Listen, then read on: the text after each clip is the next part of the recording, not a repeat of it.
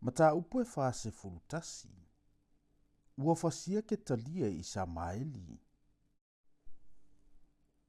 Ua o ile fitu o masina. Ono mai ile I Samaeli le atali o Netanaia. Le atali o Elisama. O le a inga tō tino o le tupu.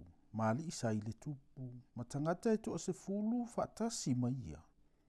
Ya ke talia le antali o Aikamo I Mesepa. Walanto wa aifo I fatasi I lea mea I Mesepa. Ona tula ia leo I Samaeli le antali o Netanaia. Ma ia tangata e to se fulu na ia te ia. Malato fasi ia ke talia le atali o Aikamo le atali o Safana. I le pelu. Na fasi o tia I lanto o ia na tofia le tupo Papelonia e pule I le nuu. Ua fasia fo I Samaeli o yuta uma sa ia ke talia I Mesepa. Makale taia. O tangata tau. Ua lanto maua I le mea.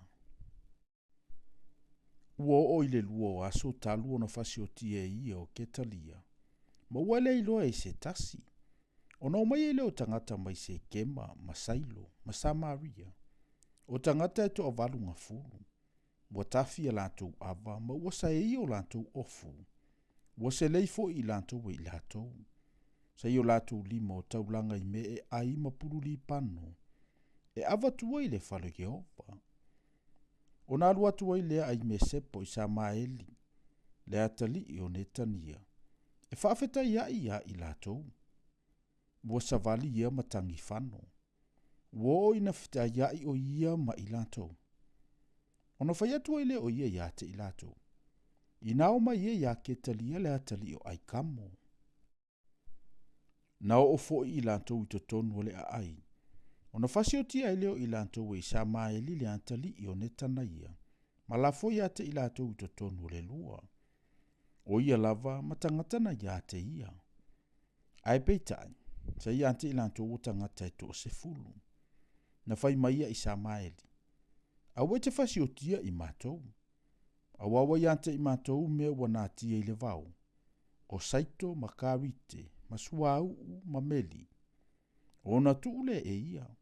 Wana le fasi o tia I latou faatasi mo latou uso. O le lua fo ina lafo ia I Samaeli tino tangata o ti umana ia fasia ona o ketalia. O le lua le na fai e asale tupu. Ona o pa asale tupu I Samaeli.